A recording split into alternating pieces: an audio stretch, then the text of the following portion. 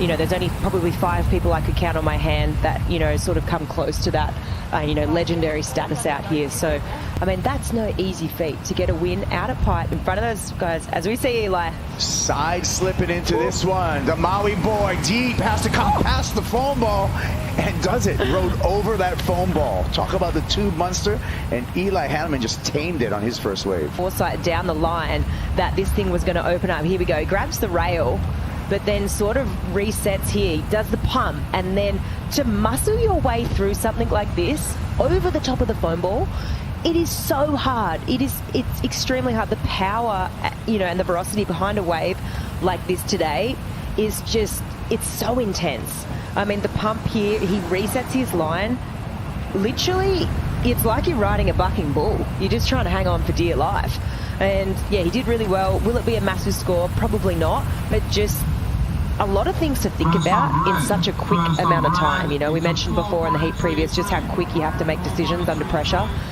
He had to change his line, change, you know, his way of thinking so many times on that wave. So even though it was just a short... You know, from his first win in 2000 to his last win in 2016.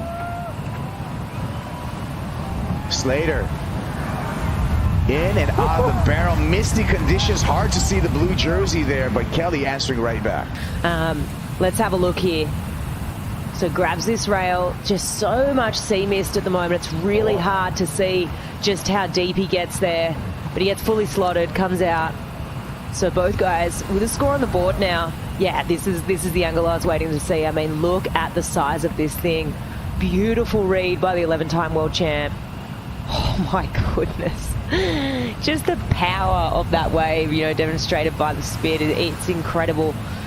The Pacific Ocean this morning is just absolutely lighting up. And you know what? Like, he's 54, right? 54 years old to be doing this at this level.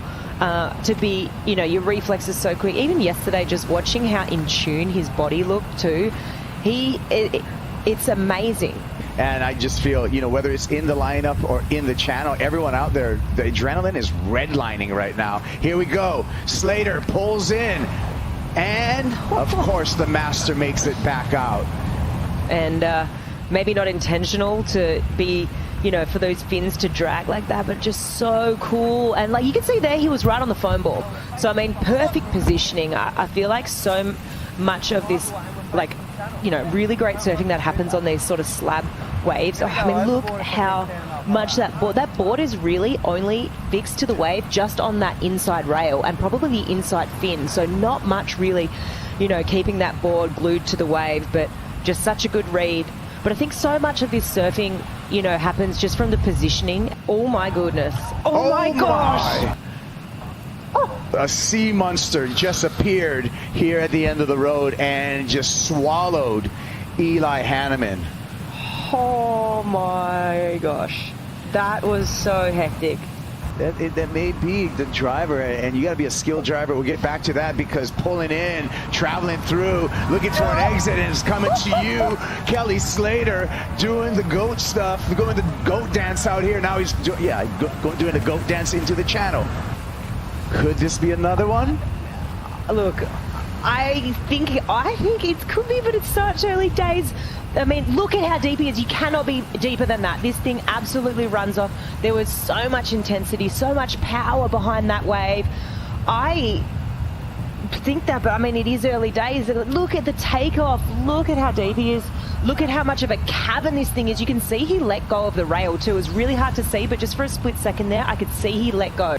So really disorientating. And here we go, Kelly. Slater again dropping into this one, grabbing the rail, comes through this section, no problem, having a heyday out there. Kelly Slater in big, gnarly, and he's going to give Strider Wozlewski a hug in the channel too. So connected. I think we got shades of it. Let's have a look here at this one. Just the last 7.23 from Kelly. Just, okay, how technical was that? You didn't even grab the rail. You just bottom turned and you perfectly positioned yourself to come flying out of this massive cabin. Words can not describe just how technical that is, right? To have the awareness, one, to position yourself in the perfect position, to not just do the bottom turn, not even touch the rail, and just stand there. So casual, so easy. So just, It's insane. I think I said insane like 400 times this morning. Well, this is. It is what we're witnessing this morning. It's a thing of beauty, and it's seeing a man really like tame a beast, if you would. God, you know what? Did get the best of Kelly in that final in 2014, but we'll see if Slater can come back up against Medina. Yeah, thank you so much, Joe. On behalf of surf fans all over the place, myself included, thank you for providing us with more magical moments and memories like that. Tell me about that 35-minute heat. Welcome back to competition, Kelly. Yeah, thanks. Yeah, sort of like riding a bike, but you forget how gnarly Teahupo'o is, and it's hard, you got to just jump back on the horse out here. We didn't get time for any big waves this week, and all of a sudden you jump right into it. So it's good not to have the first heat. You get to see a couple guys do the rights and the wrongs and see what happens. And you saw that heat before mine was pretty exciting with Seth and Emeo. It's like two guys you don't want in the heat out here. And I think Emeo was probably the favorite, just considering where we're at and stuff. But Seth's the kind of guy who just won't sit down and give anybody room. And it was really good to see that heat and see him come back like that. But I wanted both of them to win, but see him later. But that was a cool heat, and it really got me psyched for mine. And I won't say it started out slow, but I definitely built. Each wave was kind of bigger and better, and until I maxed out on that 9, and then I had a no-hander after that was pretty clean. But I think I had 4 waves or 5 waves, and kind of most of my scores were kind of building until the end. Fun. It's in some intense waves out there. You got to be ready. I can feel the energy coming off you right now. We're getting some cool numbers. Now you have 49 9-point rides out here. Are you coming here? 46 9-point rides, excuse me. Are you coming here with something to prove, or are you just coming here to have fun and get barreled? I'm just trying to match my age with 9-point rides. We'll see. No, I don't have anything to prove here. I mean, you do when you put the vest on and you paddle out. You need to feel like you have something to prove, especially in waves like this. And I think in this environment with these guys, to do the respect of having wild card spots, I think you need to go out there with something to prove. And but I also am going out there trying to be relaxed and really in the moment and not think too much about how the heat's going to go or what might happen or any of that. So when you're not in the environment of competition all the time, it's not easy to stay in that mindset. I felt like I kind of locked back in that heat, and I started to do a little math in my head and figure out my positions. And there's always those hypotheticals that as a competitor you need to work out, like, okay, what if he gets a 10? Because he paddled for that one big giant one, his first one he sent it on, and I'm like, well, that could be a 10, so then I be on my back foot. And a heat out here can flip that quick. You can have a couple 8s, and then all of a sudden the other guy can be an advantage in the heat, just needing a 6. So it's that's why heats out here are so exciting and so challenging. And you got to sort of decide if you're going to really push for the highest numbers, or if you're going to try and consolidate a nice size heat. Like a lot of people say, build a house.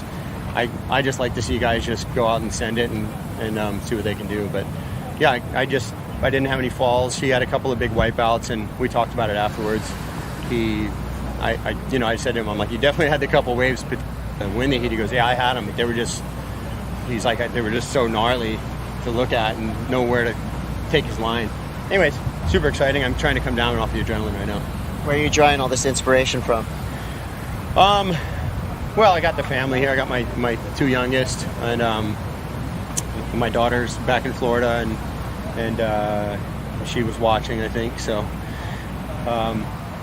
also I in 2 years, so just getting back and feeling that old energy from everybody, that old welcoming from all the people around here. I just keep getting surprised. I'm at dinner, or I'm walking down the street, or I'm driving my car and say, hey, Kelly, and it's really nice when you come into an environment like that and people remember you and give you high fives and hugs. So it's been great so far. Well, it's great to have you back, to say the least. Congratulations. Kelly Slater moving through into the next round.